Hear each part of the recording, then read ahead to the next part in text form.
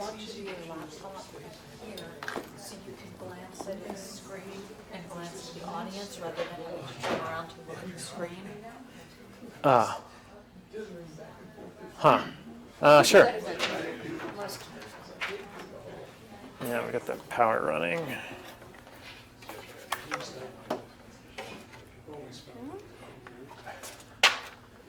Yeah. Well, we wouldn't do that.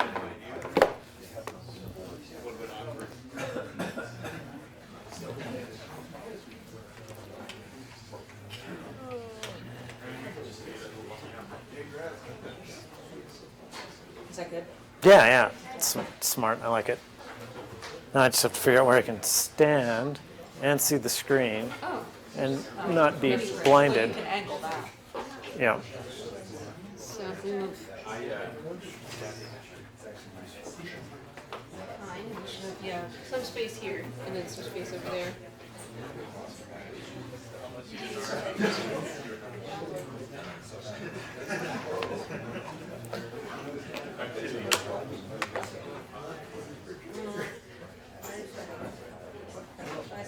You think I should stand behind it?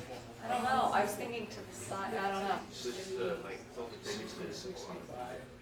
If you pay Fly attention, casual? blocking You could always Yeah. push the table over if you wanted to, and then you have the whole stage. I was worried about him blocking the view of the screen. But probably the bottom part of the picture, especially if you Yeah. pace around. So, Yeah. you know, people I think it's don't good. see. And I'll try not to spend too much time looking at the graphs. Okay, fine. I think I've got a couple minutes. I'm going to go find a water fountain. Okay, Be right back. I'll be here.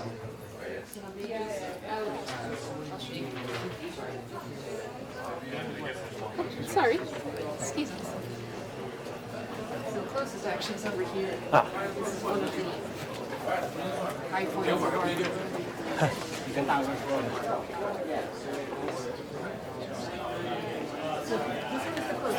Okay, great, perfect.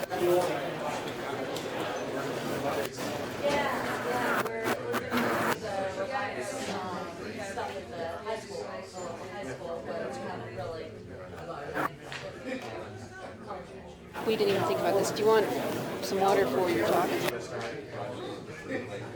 That's easy. Okay. So this is great. Okay. Oh, sorry. Hi, Tom. Nice to meet you. Glad to meet you. So he'll take care. You'll grab water. We'll be right back. Okay. She told me, she sent me an email. Unfortunately, I checked it a bit too late. But she said, wear your Tesla hat to impress me. Say, very nice. I'll consider it worn. Oh, thank you.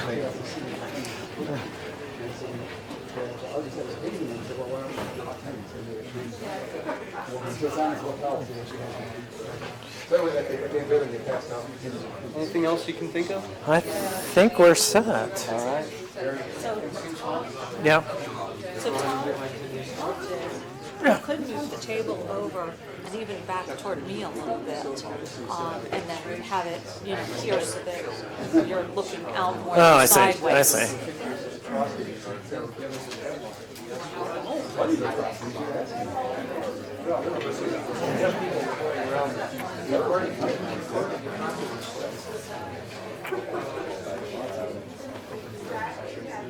Whoop. Oh boy. There we go. That was the issue.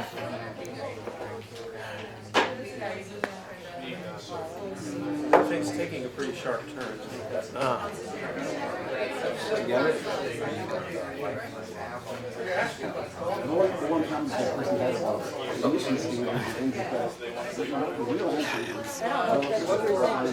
Yeah, it didn't seem like it really wanted to. Want me to try? Yeah. Does it have little screw inlets? I think the cool orange tape is obstructing that. If you want, this one's a really consistent one. We can use this. Well, I think you're okay. I think I'm okay as long as I don't wiggle it. Yeah, just don't touch it. Okay. She Great. named them all after the ghosts in Pac-Man by design. Clyde is the unstable one. in I Pac-Man. see. Well, I see. It's living up to its name.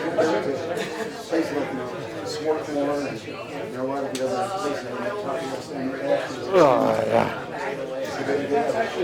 Yeah. We've got an obstacle course. So you're going to do an introduction, or I'm just, okay. If they want me to, I'll do a brief introduction. Okay, great. Okay, I can just jump in if you want. I mean, Is that wonderful, Tom? Yes, Yeah. thank you. yeah, That's whatever you like. Okay. Go ahead. Okay.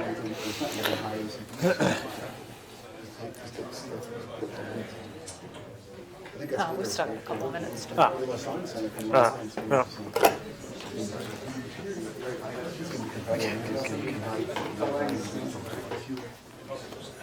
So, it's my pleasure to announce that Carlton is going to introduce Jim, who will introduce Tom. This is the first.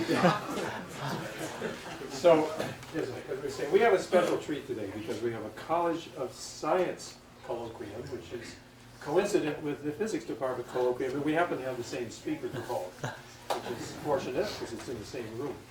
And so it's my honor to introduce Jim DeGoyer from the College of Science, and I asked him, how should I announce his title? And he said, well, he doesn't know from day to day what his title is going to be. So he's events guru for the College of Science. He organizes lots of events, and this is one of them. And he's also helped out with development and probably everything else in the Dean's Office at the same time. So, Jim? Thanks. It's my pleasure. I just wanted to give a quick introduction to Tom and Kathy Saxton. So, primarily what I do in college now is alumni relations. And so, Tom and Kathy, excellent example of successful alumni who come through our math and physics departments.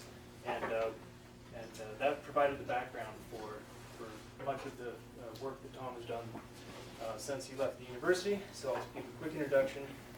Tom received an honors bachelor degree in mathematics and physics, magna cum laude, in 1983, and then he stayed here to receive a master's degree in mathematics in 1985, before moving off up to Washington State to work for Microsoft for many years. And Kathy, his wife, also worked in Microsoft as software design engineers. They retired from Microsoft and became interested and involved with electric vehicles and the technology behind that. So he now works with Plug-in America, which is a program that promotes electric vehicle use in the U.S. And he's now the Chief Science Officer for Plug-in America, and as such, he's conducted many studies on electric vehicle performance and battery pack longevity, and that's what specifically he'll tell us about today. And so without further ado, Tom Saxton.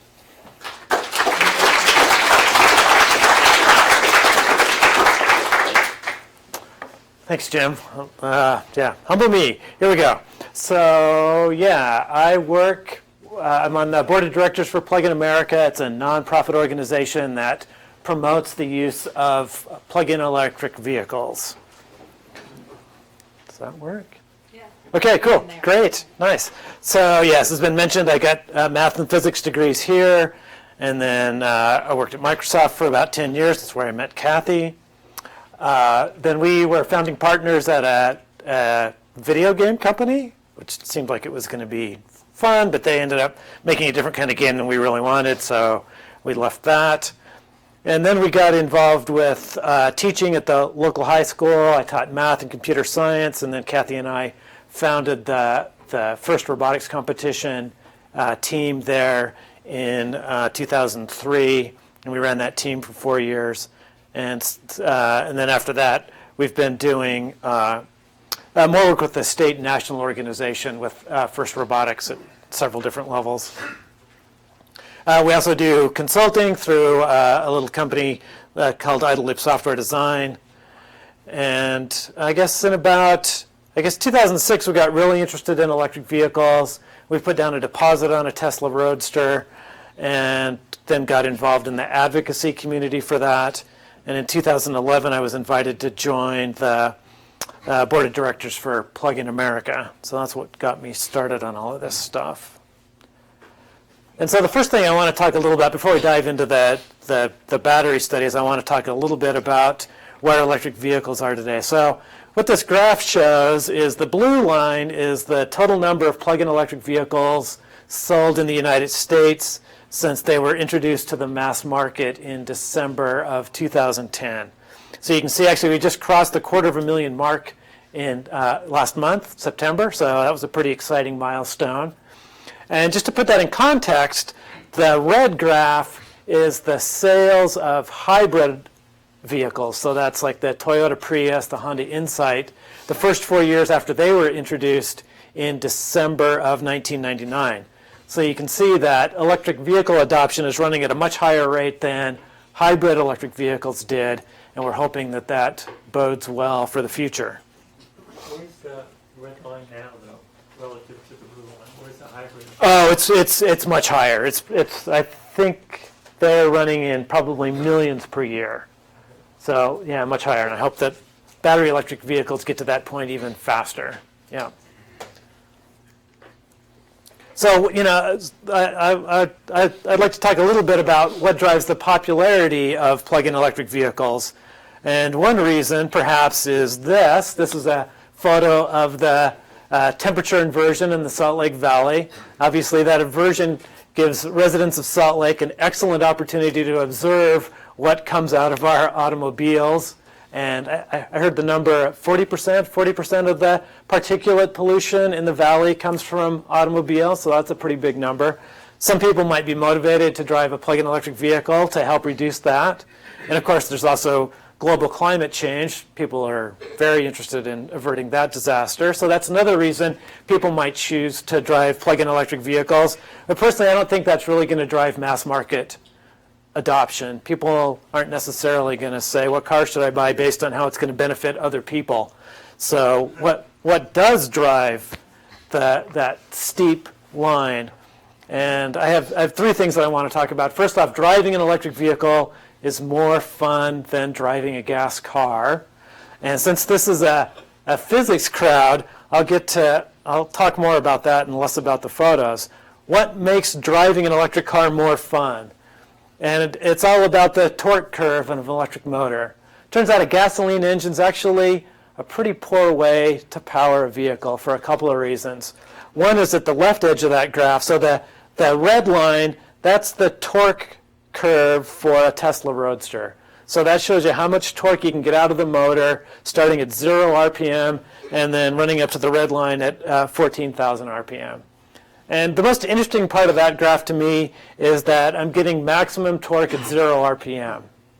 So what does that mean? That means that if you're at a red light in an electric car, as soon as that light turns green, the moment that you push that accelerator pedal, you immediately start moving. You don't have to wait to build up RPM. So you can see that the black curve, that Tesla, okay, they cheated a little. That's a high efficiency 4-cylinder gasoline engine. So you can imagine I can push the height of that graph up to get more torque, but the problem I can't solve is that a gasoline engine has 0 torque at 0 RPM. And so that means I have to do some sort of mechanical trickery to get that gas car to start moving. The simplest is with a clutch, right? So in a car with a manual transmission, what do? You give it some gas, you build up some RPMs, now you've got some torque you can work with, then you let out the clutch, that engages the drive, and the car starts moving. So it's really this kind of big cheat that you have to do, whereas with the electric motor, you get instant response. It's also smooth response. So I keep that pedal down, and I just get constant torque as I'm accelerating, and it feels like you're being launched off an aircraft carrier. Whereas what the second chart shows you is what it looks like in an electric car versus a gasoline car. In this case, it's a Tesla Roadster versus a Camaro, and I'm running up to, I guess the Roadster's running up to its computer limited to about 120 miles an hour, and the Camaro can go a little faster. But you can see that when I romp on it in the Roadster, I immediately get that high torque, I start moving, I get smooth acceleration. It takes a long time for that Camaro to match my torque, and then just as it's getting about to where my torque is, it starts losing torque. It's past that good torque band, and so now the Camaro has to shift gears, and that causes it to slow down, and then it has to build revs back up and then put the new gear in, and I'd end up doing this multiple times. So really just the instant response and the lack of having to shift gears makes the driving experience so much better that if you spend a few weeks driving an electric car, you'll never want to drive a gas car again. And that's something, I mean, you don't hear about this in newspaper articles. This is a thing that you learn from other owners and from taking a test drive yourself. So there's really a network effect that's driving the adoption of electric vehicles. As someone in your family or somebody you work with gets an electric vehicle, and then you find out, hey, it's a real car. It's not some stupid little golf cart, and it's fun to drive. That's what's really driving that curve up. Compare with a continuously variable transmission. Right, so that helps solve some of those problems. You still have the issue of zero torque at 0 RPM. You can't do anything about that. And that actually comes up a lot in a situation that you guys see. I mean, I grew up in Utah. I got my driver's license in December, so there's lots of snow on the ground, and so we all have to learn how to drive in the snow. And it's really hard. If you're on a slick surface, it's hard to get a car started because of that trick, right? I have to build the revs up to get RPMs, and now I've got too much RPM, and it's very hard to keep from getting those wheels to spin. Whereas in an electric car, I can give it just enough current to give me just the amount of torque I need to get the car started to move. So another advantage is it's much easier to drive an electric car on a slick surface, and also going up a hill. It's a big challenge. That's the nightmare, right? You're driving a car with a clutch. You have to go up a steep hill. Again, with an electric car, you can't stall the motor. You take your foot off the brake, you push the accelerator, you start rolling up the hill. I can drive up a steep hill at 2 miles an hour, something that's just impossible in a gas car because you don't have enough torque at those low RPMs to pull it off. So, yeah, it's awesome. I recommend it. The next thing is that electric cars are way more convenient to fuel. Again, pretty common experience fueling up a gas car in the winter, or it's hot, or it's rainy, or it's whatever. You fill up the gas. You're late for your meeting. You had to make a detour because your spouse didn't fill the car up yesterday. Your hand now smells like gas. You're going to dinner and you smell gas through your meal. That's a horrible experience. So the picture on the right, that's what it's like to fuel an electric car in a snowstorm. You just plug it in. Hopefully it's in your garage, maybe a carport, but it's a lot nicer experience than standing out there while the gas pumps. It takes a few seconds, you plug in the car, you're done. It charges while you're sleeping. That was the thing that I didn't expect at all. When we got our first electric car, I didn't even really notice it. And then after we'd driven for a few weeks and I hadn't been to a gas station, then I realized, wow, driving to a gas station is a pain in the neck, but it's normal, so nobody thinks about it. Another advantage, because that electric motor is so much more efficient than an internal combustion engine, is that I get to use a lot more of the energy, and that makes it less expensive to operate. Now, electric vehicles are really best for daily driving, for doing your local commute, but a road trip, to me, sort of helps visualize what the cost to operate is. So this is a trip that Kathy and I did in 2012. We drove from Seattle down to the Bay Area and back. We drove 1,800 miles, and we did it on $61 worth of electricity. So that means I took 554 kilowatt hours from various charging stations along the way. And so that entire trip cost me less than most people spend filling up their gas tank once to drive maybe 300 or 400 miles. So that's the cost equation. And at the same time, I don't have to do oil changes. I don't have an exhaust system that wears out. I don't have a transmission that wears out. I have a very simple single-speed gearbox. So the cost to operate an electric vehicle is also a lot lower. And people are figuring this out. And if you do surveys on this, a lot of people are getting electric vehicles because they're so much less expensive to operate. So that's the big three, I think, that's really driving adoptions. They're more fun to drive, they are more convenient to fuel, and they're less expensive to operate. So then we get the question, wow, instead of having a gas engine, I've got basically a battery pack. The motor's very simple. It has basically one moving part plus some bearings. Electric motor will go between 1 and 5 million miles. But that battery pack, we all know batteries wear out, right? We have cell phones, we have laptops. Those batteries might wear out in a couple of years. I don't want my car battery to wear out in a couple of years. So, yeah, what's going to happen with that? So as this question started to come up after the Nissan Leaf and the Chevy Volt had come out and become a mass market thing, people started having questions about that.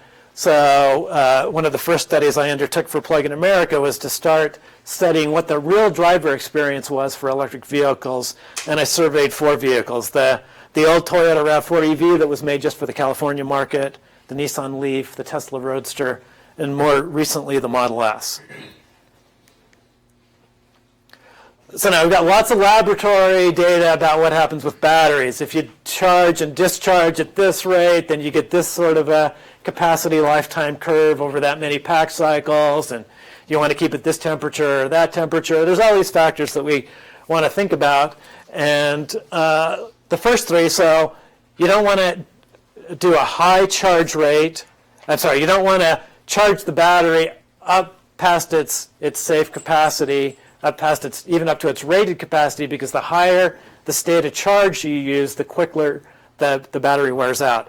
Likewise, doing really deep discharges on lithium-ion batteries also hurts battery longevity. There's also the charge rate. When you charge it, you don't want to charge it too quickly. If you push too much current in there, that also causes the batteries to degrade. Likewise, discharge rate. So that means driving. So when I push that pedal, I want to have a limit on how quickly I'm pulling charge out of the battery pack. Now, those first three items, they're pretty much under the control of the automaker. So it's the automaker's job to make sure that you operate within those safe battery parameters. The next item is age or shelf life. Even if you don't use the battery, eventually it starts losing capacity just sitting on the shelf. How does that turn out? And there's a bunch of different reports. Satellites get designed with lithium-ion batteries, and they project a 15 or 20-year life cycle. On the other hand, we see laptop batteries and cell phone batteries that don't last nearly that long, so how are the cars going to hold up? We also have temperature. So temperature, as I charge the battery pack, it gets warmed up. As I drive it, it gets warmed up. And that can be better or worse depending on the climate you live in. So how do those temperature factors change the capacity lifetime? Finally, then there's just wear and tear on the battery, right? The number of battery charge cycles. Charge it all the way up, discharge it, charge it all the way up, discharge it. I expect a battery to last a certain number of battery cycles, and we can get those numbers from laboratory experiments, but what's the real driver experience? So those are sort of the 6 factors.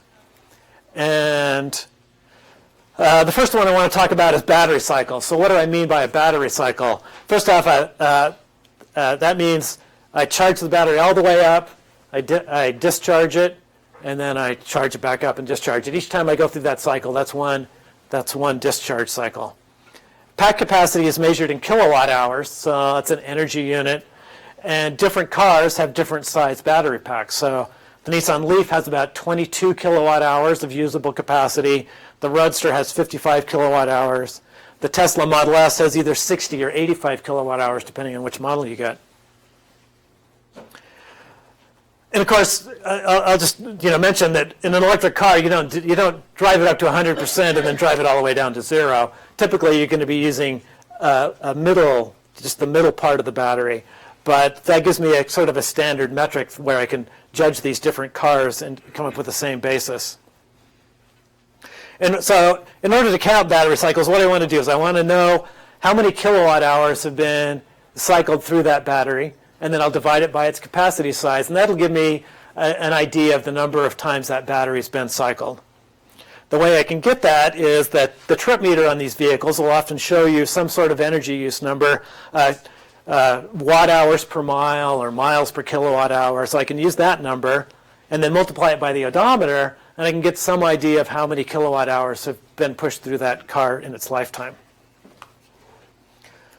So I'm going to talk mostly about the Model S study because it's the newest one, and the Model S has some nice instrumentation on it. So for example, there's multiple trip meters on the Model S. So a lot of owners, the second trip meter, they never fool with it. So that means they've got a trip meter that might run all the way back to when the car was first delivered.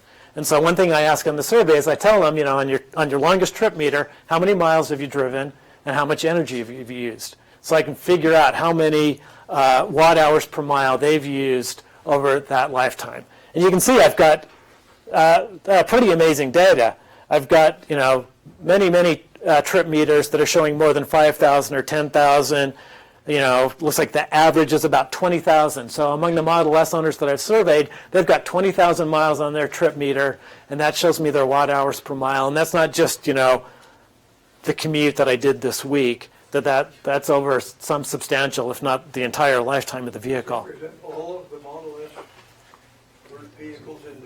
No, this is people who've chosen to participate in this survey.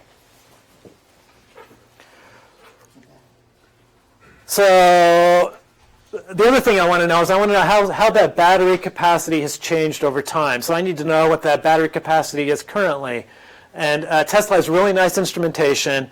They show you what your state of charge is. They tell you the number of rated miles. And that's really an energy unit. It's the amount of energy that's needed to drive 1 mile using the average amount of energy for the EPA cycle. So when the EPA tests a gas car for its gas mileage or an electric car for its energy use or for its range, it has a certain drive cycle that it drives through. And if I take that energy use and figure out what that is per mile, that's what a rated mile is. And every time you charge it, in fact, all the time on the Model S, it shows you how many rated miles of capacity is in your battery pack. So I can translate that into another energy unit like kilowatt hours, but that's a very convenient unit for communicating to drivers. And so after a full charge, I know what the capacity was in that battery pack. So by having owners tell me what their rated miles are after a full charge, I get a pretty good idea of what their battery capacity is. And so I can use that to see how it changes. So what this graph shows is all the cars in the survey, their capacity in rated miles versus what their odometer reading is. And the Model S comes in 3 flavors. There's the 60 kilowatt hour model, and then there's the 85 kilowatt hour that comes in 2 flavors, the regular and the performance. So the performance has a little more beefier electronics, so it can pull power out of the pack a little bit faster. It has a better 0 to 60 time, a little better acceleration. And so that's the 3 groups. The blue group, that's the 60 kilowatt hour. You can see they're all around 200 miles, 200 rated miles of range. The official EPA number for that vehicle is 208. And then the 2 85 kilowatt hour guys, they're kind of intermixed together. So it looks like there's not really that group of drivers is not separated much. And you can see they're hovering around the EPA number of 265 miles of range. Okay, so now what I want to do is I'm going to show you the same graph, only instead of showing you the odometer, I'm going to take each vehicle and multiply it by its watt hours per mile, and that's going to tell me, there we go, that'll tell me the estimated total kilowatt hours drawn from the pack. So again, I can see that capacity, I see it in 2 groups. You can see there's a gradual decline there. And it kind of tightened up the grouping a little bit. So it seems like that's a little more fundamental than miles driven. Now I'm going to do 2 things. Again, same data set, but I'm going to do 2 more transformations on it. Oops, there we go. So I normalize the vertical axis. I say, okay, so for the 2 different models of cars, I'm telling you what the capacity is as a percentage of what the official EPA number is. And then I took their kilowatt hours and I divided them by their pack size. So now the horizontal axis tells us number of pack cycles. So you can see, now I can put both models of cars in the same graph. They seem to follow about the same line. It's a gradual decline. And you can see my survey data runs up to about 200 pack cycles. And then there's one crazy guy at almost 300. And actually there's an even crazier guy that's up around 400. He's driven 200 miles per pack cycle? Yes. That's a lot of miles. It is a lot of miles. Yeah, and actually that's an interesting thing on the survey. One thing I do is I compute the average number of miles driven per year among all the survey respondents. And you can see that for Model S, the average is like 18,000 miles. Now the average for a gas car is about 12,000 miles. So you can see Model S owners love their cars and drive the heck out of them. And I've got an owner that I met over the summer that's driven 92,000 miles on his Model S. And it's only a couple of years old. So yeah, his point's out here a little farther. Okay, so that shows me capacity versus pack cycle. So that's the Model S. Now the Roadster, Not everybody knows what the Roadster is. So the Roadster is the first car that Tesla produced. It's a little two-seater high-performance sports car. Looks sort of like a Lotus Elise. It's based on they started with the frame of the Lotus Elise. Similar battery chemistry. The Model S is supposed to be a little bit better battery chemistry. Has an EPA range of 244 miles, although that was on a little more generous cycle that the EPA used at that time. I also conducted a survey of them, and this shows you their graph. Again, I've normalized it to show versus 100% of the original capacity and by estimated pack cycles. You can see I've got an outlier here, a guy that's driven about 100,000 miles on his Roadster. He's got about 500 pack cycles on it, but most of the data's ending at about somewhere around 250 pack cycles. Again, gradual decline. Now let's look at the Leaf. This is the Nissan Leaf. Now that has an EPA rated range of about 84 miles. Originally it was 73 miles, but that was because of some craziness that the EPA done. So I think 84 is actually a fairer number even for the original Leaf. Now one thing you notice is that these data points are spread out pretty far. And also that they're dropping more than we saw on the others. But you can also see that I've got a Leaf owner out to 900 pack cycles. So a lot more cycles through that car than in the other two cars. That leading point is a guy in Washington State. He'd driven about 75,000 miles on a car that has an 84-mile range. So he has like a 150-mile commute, and yeah, he's driven the heck out of that car. Most of the data, I've got a pretty good data up through, well over 600 pack cycles. So I got a lot more pack cycle data on the Leaf. So now what happens when I put all those graphs together? Well, they look not too different. So the solid lines are the survey data. That's the part of the line that I got from the survey. And then the dotted lines extrapolate those lines out to 1,000 pack cycles. Now, I don't know what's going to happen. Maybe the capacity will drop off dramatically at some point along that long green line. I'm going to have to wait to see. But you can see that they all have, approximately the same slope. You can see the y-intercept on the Leaf's weird. It's kind of low. I'll talk about that in a minute. That's what I was wondering why they're all starting at 100%. Yeah, so I'll talk about that in a minute. I think that has to do with climate and the Leaf, and I'll show you that. Yeah. The Leaf is 2002 technology that you're doing here? No, the Leaf came out December of 2010. Oh, 2010? Yeah. Oh, okay, so it is similar. Okay, so the only thing, it's lower overall capacity of the battery. Right, smaller battery pack, less expensive car, little different chemistry, and different geometry. So the Leaf uses these battery cells that are like these flat packs, whereas the Roadster and the Model S use laptop cells, a little bigger than a AA, but cylinders. Yeah. Okay, so when you look at it in terms of percent capacity versus pack cycles, the three cars look pretty similar. But drivers don't necessarily think about pack cycles, they think about miles. And so this is what it looks like if I graph that same data, but I show miles driven. So now you can see that that Leaf, since it's got a small pack, I get those pack cycles, and I don't drive as many miles as I do on the Roadster or the Model S. So spending the big bucks on that big battery pack means that I get more lifetime out of it. It also means that I've made a bigger investment in technology that I know is changing at a fairly fast rate. So it's an interesting trade-off. So now what about climate and batteries?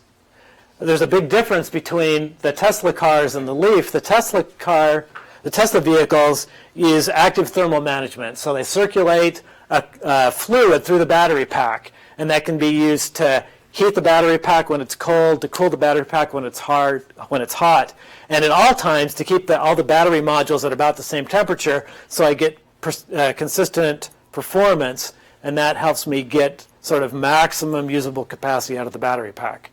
The Leaf is completely passive cooling. It doesn't even circulate air through the pack. It's just there, and obviously there's some circulation around the pack, but they don't do anything to circulate air within the pack. And some people wondered whether, is that really going to work out? Well, let's see what the leaf looks like. So this is the same data that I showed earlier. I changed the vertical scale so that I spread the points out a little bit more. I'm showing percent capacity versus pack cycles, but now I'm coloring the 3 dots based on their zip code.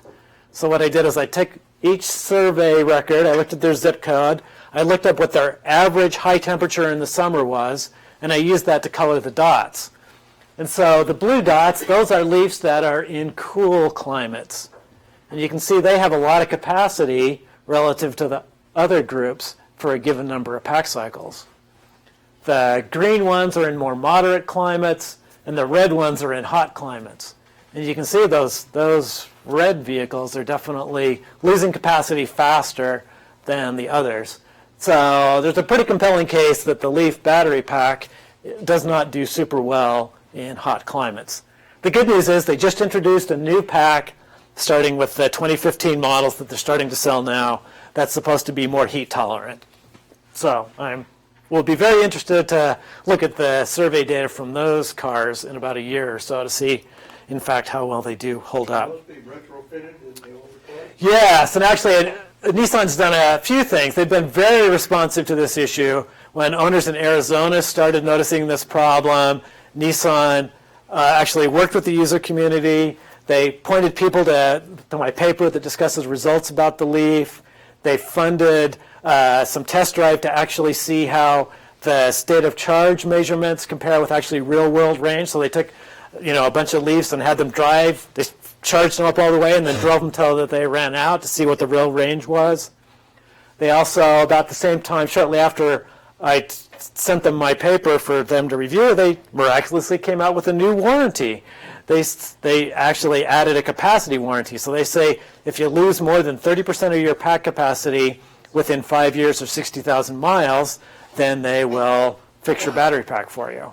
And then just this year, they finally came out with pricing for replacement battery packs. So I can get a brand new replacement pack that's the new chemistry, the new, more heat-tolerant chemistry for $5,000. Which is pretty exciting considering what the gas savings is over the expected lifetime of that battery pack. So that means the Leaf isn't going to become a doorstop. I can just keep putting new batteries in it. So that was pretty exciting news for the community. So now this is the same data for the Model S. Again, it's the same data I've shown you before. I stretch the vertical axis and I color the dots based on their climate. And you can see those dots are all mixed together.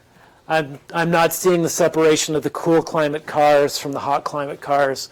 So that says to me, makes a pretty compelling case that what Tesla's doing with their active thermal management on the battery pack is mitigating differences in climate. So you think the high temperature is the killer rather than the low temperature? If I went to Alaska or Labrador or something. Right, and there's a couple of effects there. First off, even in a cold climate, the battery pack's not necessarily going to get that cold. I actually did a study where the state of Washington paid me to drive a Roadster up over a 4,000-foot pass and back and gather a gigantic amount of data about energy use because they were going to be planning some charging stations. And that deal all came together in early December and in 2010. And when I left the house that morning, it was 27 degrees. At the top of the pass, it was 23 degrees. At the end of the drive, it was, again, back up to the high 20s, and then all the way back. So I did all this gigantic drive in 20-degree weather, and looking at the temperature data from the car after I got back, the battery pack never got cooler than 80 degrees for that whole trip. So, yeah, so even in Alaska, your battery is not necessarily going to get that cold. And It's cold when I wake up in the morning. well, actually, so what you really want to do is set your charge timer so that your charge finishes about the time you're going to drive it, and then your pack will be nice and warm. And Tesla, with their active management, they can heat the battery if it's too cold. So they actually limit the amount of power you can draw out of it until they can get the battery cold. So it's protected there. But at least so far from the data that I have, I'm seeing a problem with hot climates, not a problem with cold climates. Although I don't have a ton of data from Alaska. You do have some from Canada, though. Yes, there's a lot of happy Roadster owners in Canada, and we're getting Model S owners up there too. And Leaf, I was saying Leaf Yeah. owners in Canada. Yeah, that's true. So now what about shelf life? So I've done this analysis more thoroughly on the Roadster than on the other cars, but I wanted to know, okay, so what's the effect of shelf life on the batteries? So what I did is I took that, I've got that least squares best fit line that predicts how much capacity you'll have after so many miles driven. And then for each vehicle, I said, okay, so how much above or below that line is that vehicle? And that's the vertical axis. So each dot there, that tells you for that survey report whether that Roadster was either above or below where I expected them to be given their number of miles driven. And then the x-axis is the vehicle age. So from the date of manufacture on the vehicle to when the survey report was made. And so here you can see if age were a factor, I would expect the data to group to be sort of a downward slope line, while relatively newer batteries would be doing better than average, and relatively older batteries would be doing worse than average. But you can see it's a pretty flat distribution there. So at least for the Roadster, which this is data going out to 4.5 years, I'm not seeing any evidence of a shelf life effect. So those lithium-ion batteries seem to be holding up pretty well. Disturbing distribution of Yes, indeed. minus. There's a broad distribution of plus and minus. Some of that may be driver behavior. You know, from that Model S, from that trip data that I showed you, we saw cars that were using anywhere from 250 watt-hours per mile to up over 400 watt-hours per mile. So that's almost a factor of 2 in energy use per mile. And so that might be a factor. And yeah, I would love to know what accounts for that variation. Could be also differences in manufacturing. So that's another reason I like the fact that Nissan is giving their owners a capacity warranty, is if you happen to get a battery pack that doesn't hold up as well as most packs, perhaps because of some manufacturing issue, then I'd like the automaker to handle that cost rather than have it be borne by the owner. So far Tesla has not made any warranty at all about capacity, whereas Nissan has. So I'm pleased with Nissan for that. So what did I learn from the study? It seems like at least the parameters that I looked at, the pack cycles have the biggest factor. Obviously, driving style, which can include climate factors, which affect watt-hours per mile, will change the number of miles you get per pack cycle. And so that can either reduce or accelerate the number of pack cycles you get per mile, and thus your overall capacity loss. Climate can definitely be a factor. We see that for the Leaf. We're hoping that effect will go away within Leaf pack. In terms of age or shelf life, so far I don't have any evidence of that happening yet. It'll be interesting to see what happens with the next 5 years of Roadster data. I need more survey data. Actually, I meant to start out. Does anyone here drive a plug-in electric vehicle? Wow, what do you drive? Leaf. Okay, awesome, great, nice. So yeah, please tell me about your Leaf experience on the survey there. And that's the end of my talk, and I'd be happy to take questions. Okay.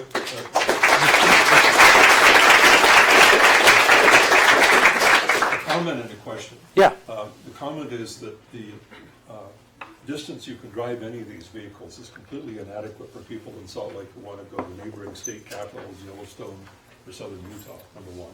Uh-huh. And number two, there's been a lot of press recently about Elon Musk's plan to build this enormous battery plant in Nevada near Reno. Right. Do you have any information about what that's planned to do for both range and cost?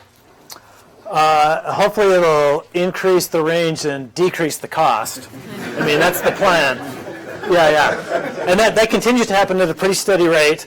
And actually, I've got a slide here that might be interesting.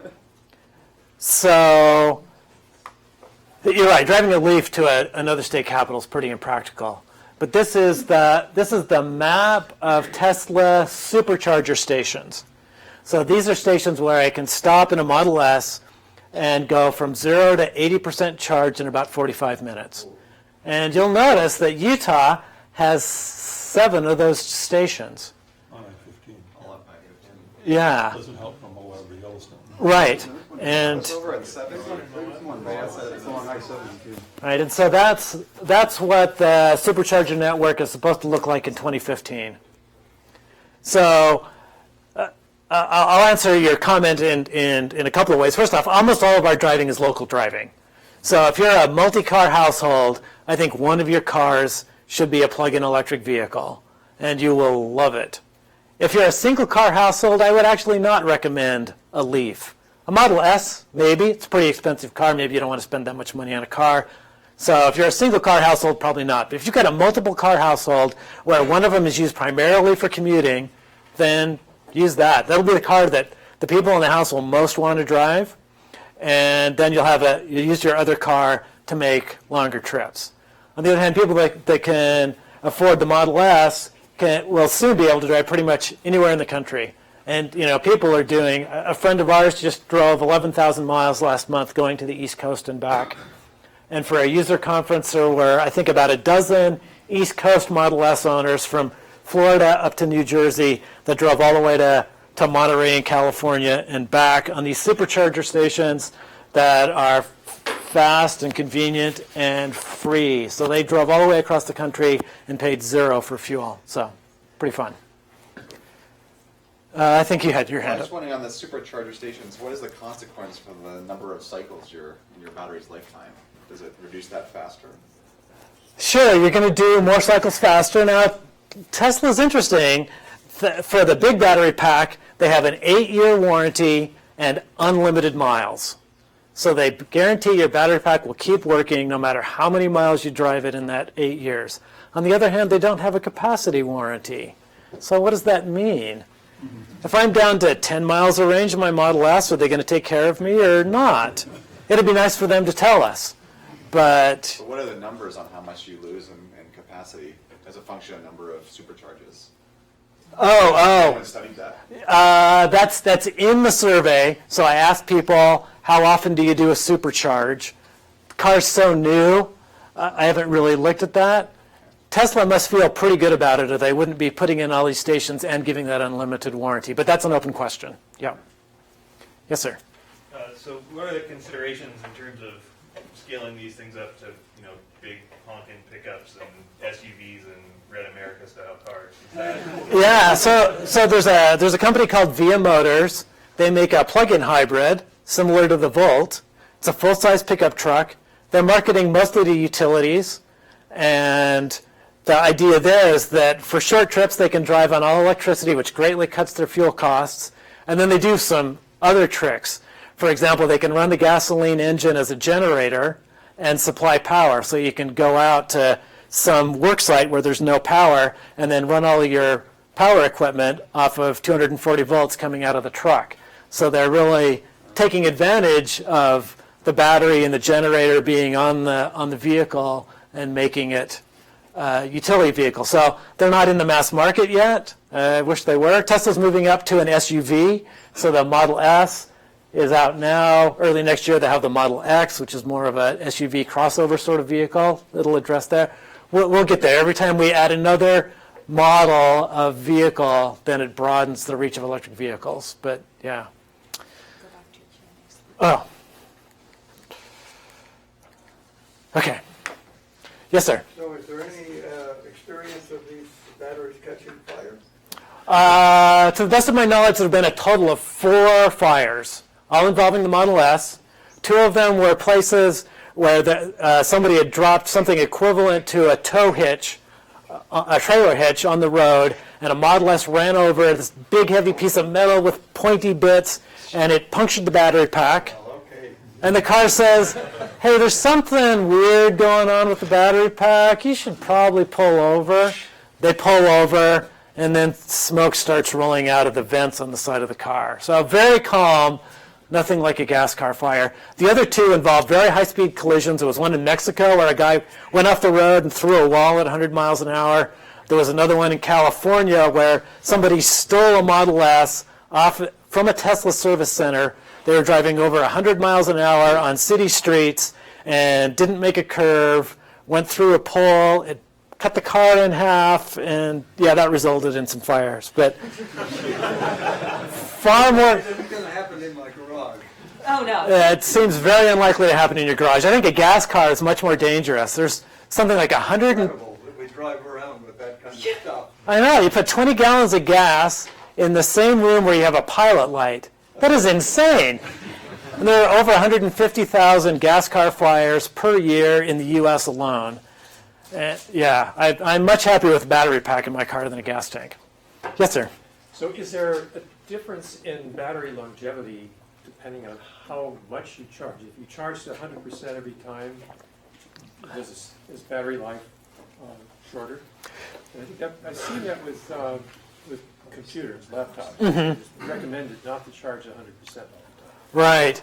So the first thing that the auto manufacturer does, they're not going to let you charge all the way to the top of what the battery's rated capacity is. And the Leaf, when it first came out, it had two options. You could charge either to 80% or 100%. And the thinking was, just charge to 80% unless you need the full range, and charge to 100%. In the newest cars, they actually took that option out. So they feel it doesn't really matter much. And my survey data supports that. If I look at how the Leafs are doing and I segregate them into groups of people that charge to 100% and people who charge to 80%, I don't see any difference. The Model S has a slider where you can set your daily charge anywhere from 50 to 100%. I suspect there's effect there, but I think it's very small. What's the failure mode in the battery? Is it just that you've got individual cells that are failing, or is it some kind of plating effect whereby it becomes less efficient? I mean, in other words, you've got a linear curve going along, but at some point, does it have a feedback and it just rots off the rock? Yeah, it depends on the cell geometry. So the Model S has pretty different cell geometry than the Roadster. So I think the Roadster is more impacted by having a few failures, a few bad cells in a module. The Model S less so. But yeah, it's definitely a consideration in how you design those, because you don't want to, if I lose a cell or a few cells, I don't want that to have a big impact on my range. Yeah. How close are radically different approaches to drive electric vehicles to, let's say, an industrial application? So such as fuel cells with hydrogen, or the idea to, instead of using batteries, using high supercapacitors, basically, that only last for a few hours, but if you drive during this time, then you can recharge very quickly. And is it still science fiction, or only this? Well, there's automakers. Automakers, for some reason, like hydrogen cars, although I don't think they're going to get us there. First off, hydrogen fuel cells are at best 50% efficient, and also it's energy expensive to make hydrogen. And then there's cost issues. They use platinum for catalysts. So yeah, hydrogen fuel cells, at least in the plug-in community, we say that hydrogen fuel cells are the fuel of the future. Hydrogen is the fuel of the future, and it always will be. Maybe things will get better. I'm not sure, but it's not there yet. Likewise, ultracapacitors, a bunch of work being done in increasing. The problem is energy density of capacitors is too low, so you'd need a gigantic volume and a gigantic mass to hold the same amount of energy that a battery pack can. But nanotechnology is being explored. That might turn out to be the next big thing. Definitely. Yes, sir. So this is an economy question. If you're charging your battery with fossil fuels, how do electric cars compare to internal combustion engine in terms of the carbon produced? Yeah, so if you're running off a pure coal, which is the worst case, driving an electric car has the same carbon emissions as driving a car that gets about, the number's on our website, I think it's about 30 miles per gallon. So not amazing. If you're driving off of electricity from natural gas, then it's about somewhere around 50 or 60 miles per gallon equivalent. If I look at the grid along the west coast, there's enough hydro there, and it's mostly natural gas, very little coal. Driving an electric car from the grid average on the west coast is the same as driving a car that gets 144 miles per gallon. And so it kind of depends where you come from. Union Concerned Scientists did a great study on this, saying where you live, what states are you better, are you driving a coal car or not? And my feeling is we need to stop burning coal for a lot of reasons. And as we do that, all these electric cars get cleaner. So I wouldn't dissuade somebody from driving a plug-in car, even if they live in a coal state, just because that car is going to get cleaner. And it solves other problems. It means we're not dependent on the global oil market. So, plus it's more fun to drive. Yes, sir. Would you be more efficient burning like a natural gas car or running an electric car powered by natural gas? Right. You have efficiencies, right? So a small engine, it's hard to make a small engine as efficient as a gigantic engine that runs at a power plant.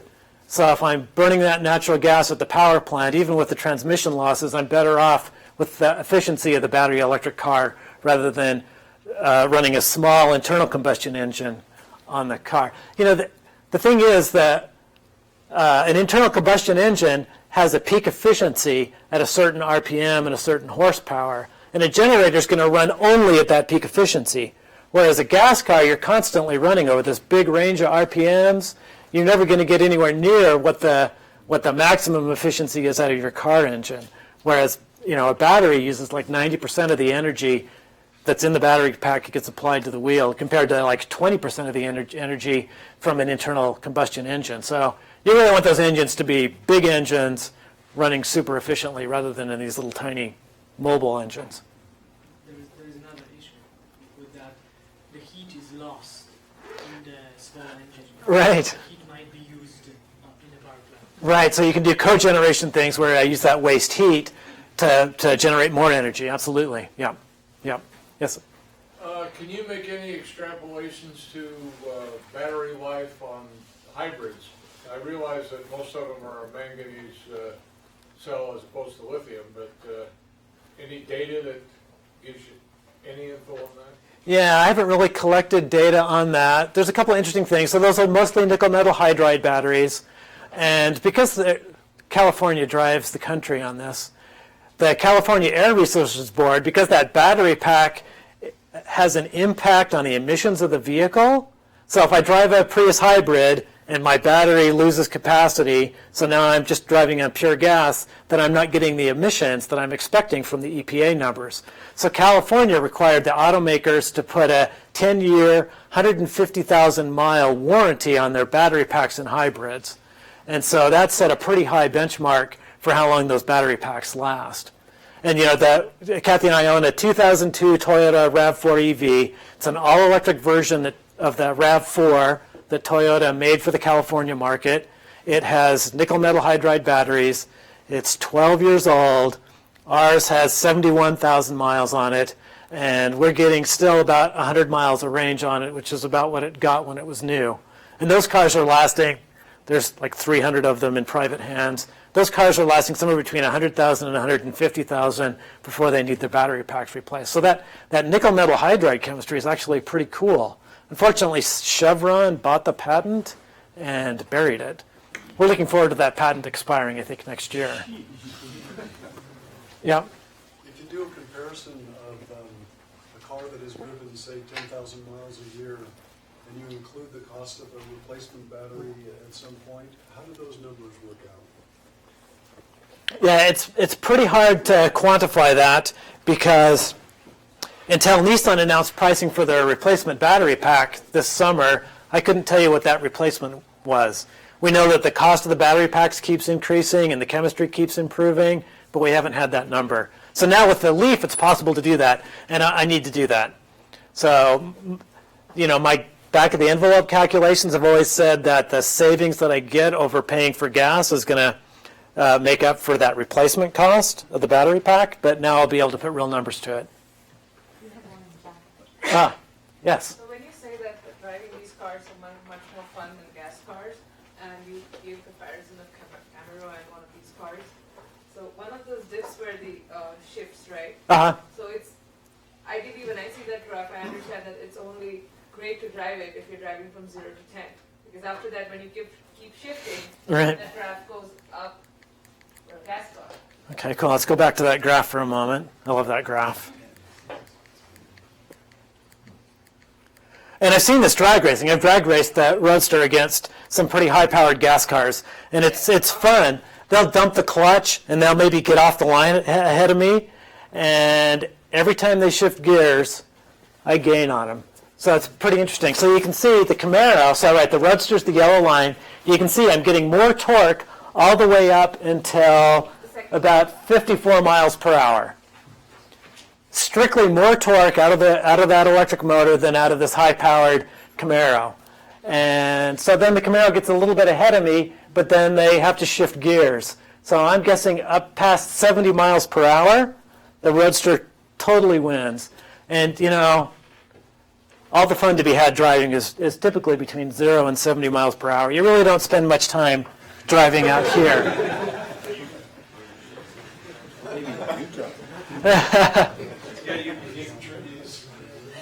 Yeah, you know, and like the Roadster is limited to 120 miles an hour. So for a high-performance sports car, that seems kind of low.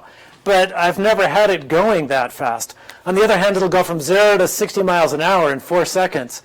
And I do that a lot. And it is very fun. And legal. And legal, indeed. Yes. So if I run out of gas with the gas car, I call AAA and they've got a can of gas on the truck. And they get me going in a few minutes. Mm-hmm. If I run out of charge in an electric car, I presume I have to get towed these days. It's free.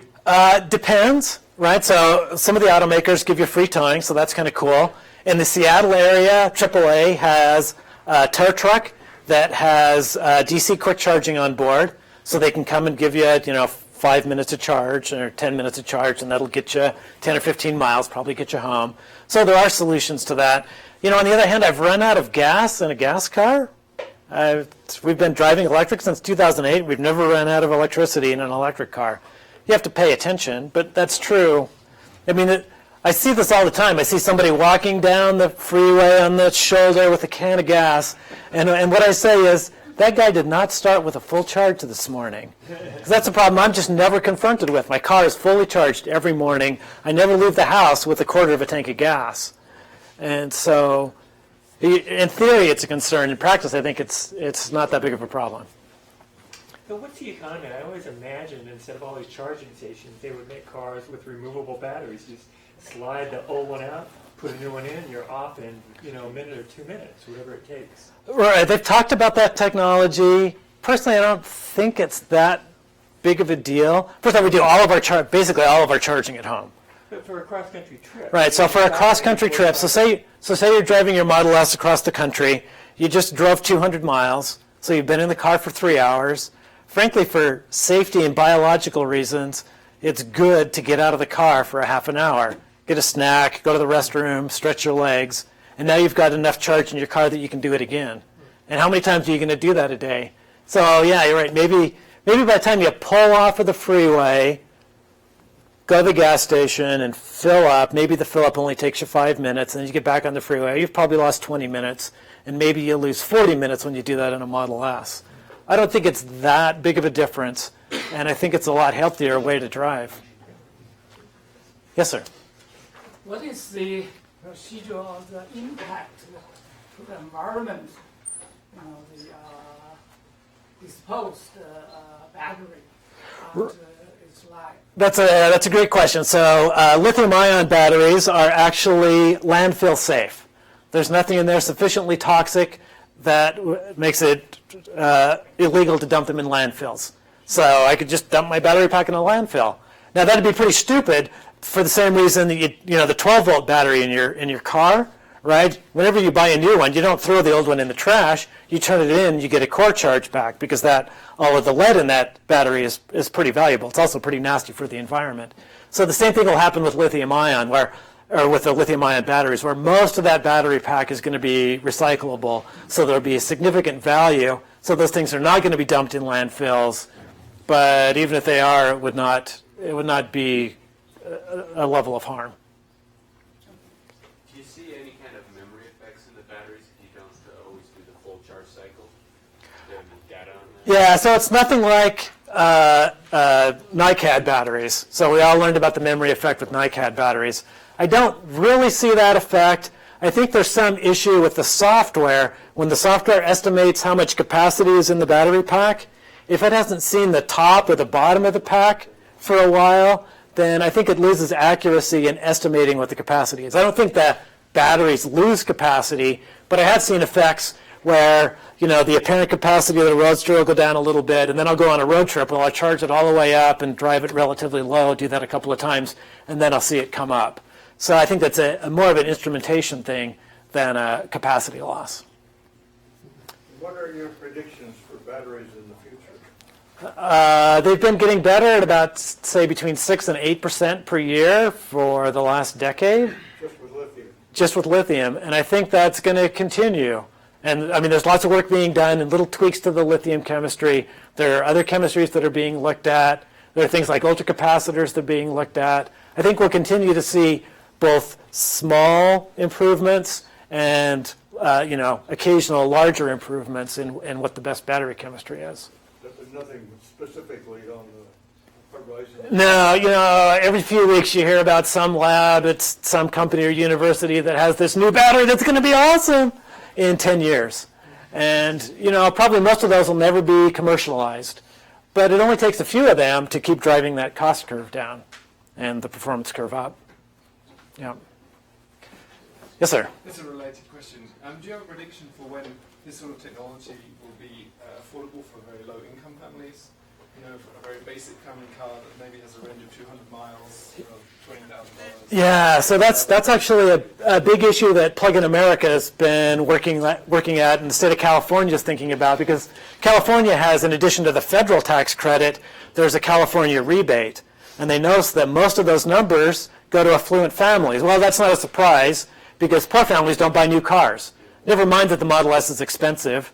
The Leaf is actually right at the base model is right about the median price, but that's still more expensive than most families can purchase.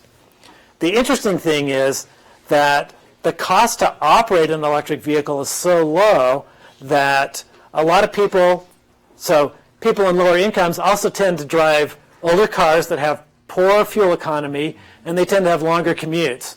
What does that mean? That means that they're spending a horrific amount of their income buying gas. So if I can take somebody like that, put them in a Leaf that you can lease for $199 a month, if they're spending $200 or $300 a month in gas, then they're saving money immediately by driving a brand new car. Now the issue is, in order to get into that lease, they need a down payment and they need a credit rating. Both of those are issues that keep poorer families from doing that, and that's actually something that California is working on now with their rebate program, is in addition to giving rebates, to give like loan guarantees and help with down payments to lower income people, because they are perfect candidates for driving these more efficient vehicles.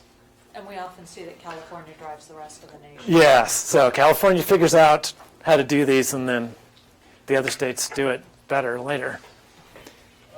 The lithium-ion batteries are typically a cobalt oxide chemistry, and some time ago, maybe 2 years ago, someone was fussing with an iron oxide.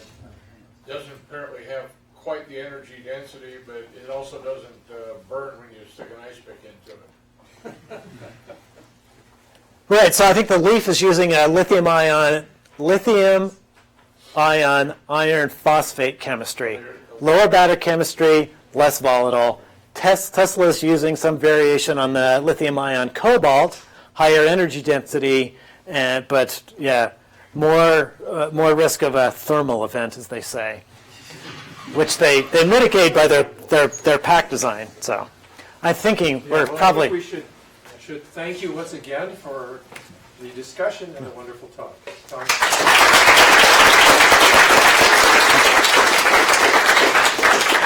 Thank you all, and I'm happy to hang out and answer more questions.